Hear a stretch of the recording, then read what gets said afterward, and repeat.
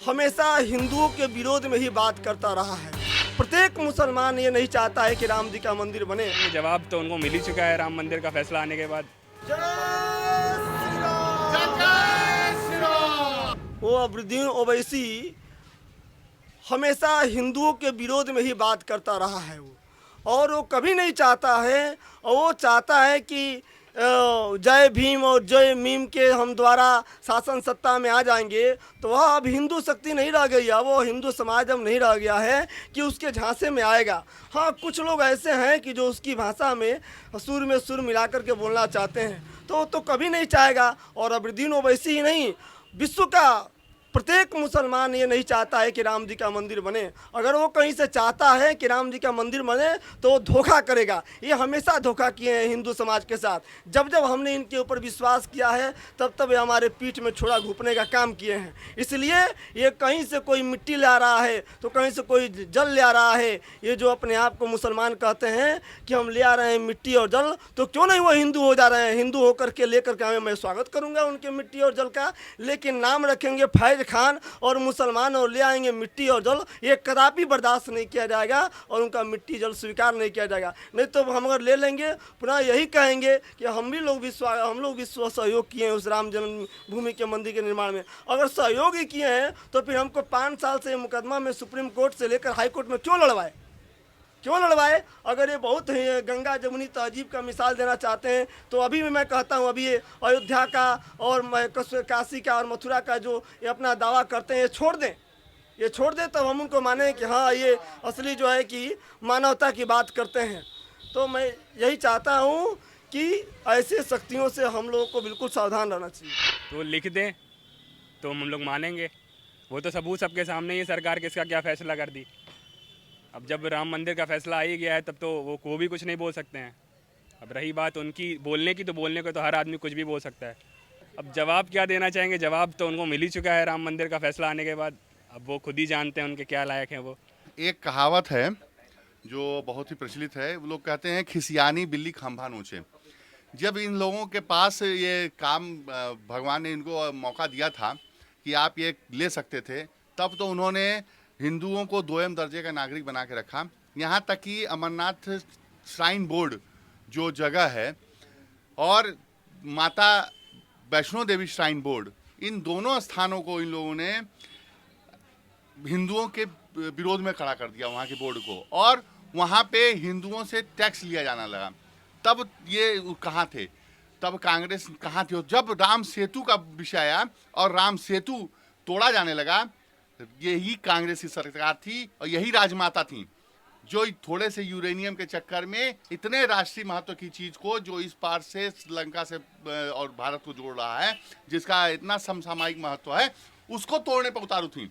तब वो कांग्रेस पार्टी कहाँ थी। इनको खुद विवेचना करनी चाहिए, खुद सोचना चाहिए कि लोग क्या कहते हैं। ये कभी कुछ बोलते हैं, कभी कुछ बोलते हैं। इनका मानसिक स्तर हिल गया है। ये लोग देख रहे हैं कि हिंदू समाज एकीकृत हो गया है और अब हिंदुओं पर राज करने का इन लोगों के पास कोई और साधन नहीं रह गया, इसलिए तोड़ो और बात करो, यही इनके पास साधन रह गया। क्या आपको लगता है कि योगी जी के शासनकाल में अयोध्या का विकास होगा? अब अयोध्या का विकास का अगर मानक इसको न माना जाए कि आज अयोध्या के चारों तरफ इतने बड़े बड़े विकास के कार्य हो रहे हैं, अयोध्या को एक इंटरनेशनल तीर्थस्थल, अंतर्राष्ट्रीय तीर्थस्थल के रूप में विकसित करने का, तो और क्या मानक हो सकता है।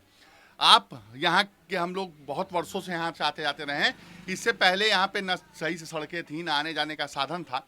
हम अपनी आंखों से परिवर्तन देख रहे हैं। हम कैसे नहीं कह सकते हैं कि अयोध्या परिवर्तित नहीं हो रहा। और जो आज के जब से राम मंदिर का निर्माण का विषय शुरू हुआ है, जो अयोध्या जी आने वाले समय में आने वाली हैं, वो मेरे ख्याल से विश्व की जो बड़ी बड़े शहर हैं उनको टक्कर देने का काम अयोध्या जी करेंगी।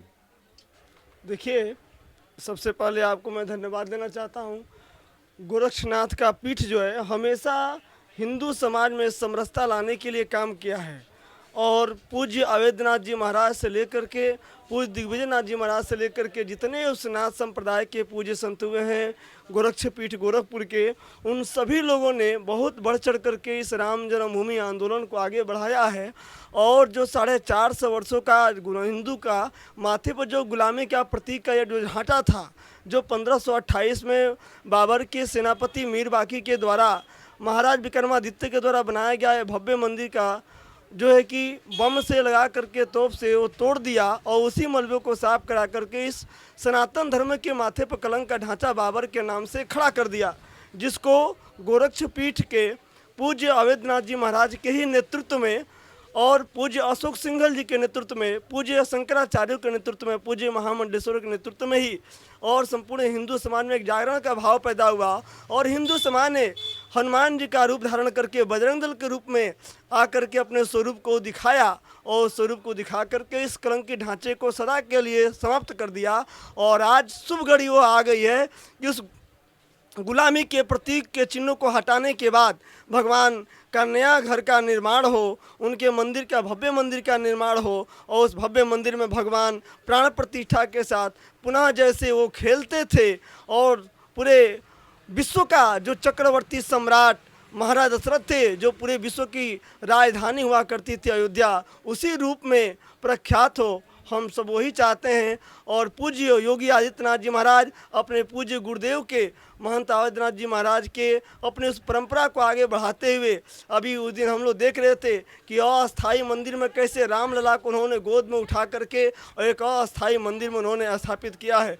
तो कहीं ना कहीं अपने पूर्वजों का जो परंपरा है उस परंपरा को और आगे बढ़ करके पूज्य योगी जी उसको आगे बढ़ा रहे हैं। और 5 तारीख को शुभ घड़ी आ गई है, जिस जन्मभूमि पर हम लोग 550 वर्षों से ये प्रतीक्षा कर रहे हैं। भगवान से बार बार प्रार्थना हम लोग करते थे, पूजा पाठ जब हम लोग करते थे तो एक बार कहते थे, हे प्रभु आपका भव्य मंदिर का निर्माण हो, जो भी विघ्न बाधाएं आ रही हैं उसको दूर कराइए। भगवान आज दूर कर रहे हैं। और अभी भी जो राक्षसी प्रवृत्ति के लोग हैं, जो ये नहीं चाहते हैं कि राम मंदिर का निर्माण न हो, जो नहीं चाहते हैं वही राक्षसी शक्ति है, और जो चाहते हैं कि राम जी का मंदिर वही देवता है, वही देवता है। तो ये जितने मुसलमान हैं, ईसाई हैं और उसके बाद इनके जो सहयोगी जो अपने आप को कहता है कि मैं हिंदू हूँ, ये सब राक्षस हैं। ये सब राक्षस चाहते हैं कि ये मंदिर न बने, इसलिए कभी हाई कोर्ट में जाकर के याचिका दाखिल करते हैं राहुल गांधी के सहयोगी, तो कभी किसी के सहयोगी बन करके जाकर के इस काम को रोकने का प्रयत्न किया जा रहा है। हमको लगता है कि भगवान राम और हनुमान जी साक्षात ये जो है कि कलयुग में संग शक्ति के रूप में आकर के उन्होंने सभी बाधाओं को दूर करके और 5 तारीख को मंदिर के निर्माण का मार्ग प्रशस्त करेंगे। और भारत के यशस्वी प्रधानमंत्री आदरणीय नरेंद्र भाई मोदी जी और प्रथम ईंट रखेंगे और पूरे विश्व को इन राक्षसी शक्तियों को एक संदेश देंगे कि जो तुम राम के कभी काल्पनिक बताते थे कि राम तो थे ही नहीं, कृष्ण तो थे ही नहीं, राम सेतु ये कहाँ से आ गया, राम जन्मभूमि का मंदिर कहाँ से आ गया, ये कृष्ण का मंदिर कहाँ से आ गया, ये सब बकवास का खेल है। तो आज उस विश्व के जो राक्षसी शक्तियाँ हैं उनको भी एक संदेश जाएगा। इसलिए हमारे भारत एक आध्यात्मिक देश है और पूरे विश्व का कभी गुरु था, पुनः उस गुरु के ही पद पर आसीन करने के लिए इस हमारे राम जी का मंदिर यानी कि राष्ट्र मंदिर है, इस राष्ट्र मंदिर का निर्माण उनके हाथों से हो रहा है, संपूर्ण हिंदू समाज के हाथों से हो रहा है। और भाजपा को किसी ने वोट दिया है, वह सब राम जन्मभूमि मंदिर के निर्माण में उसका एक वोट जो है कि एक ईंटा का बराबर हुआ है।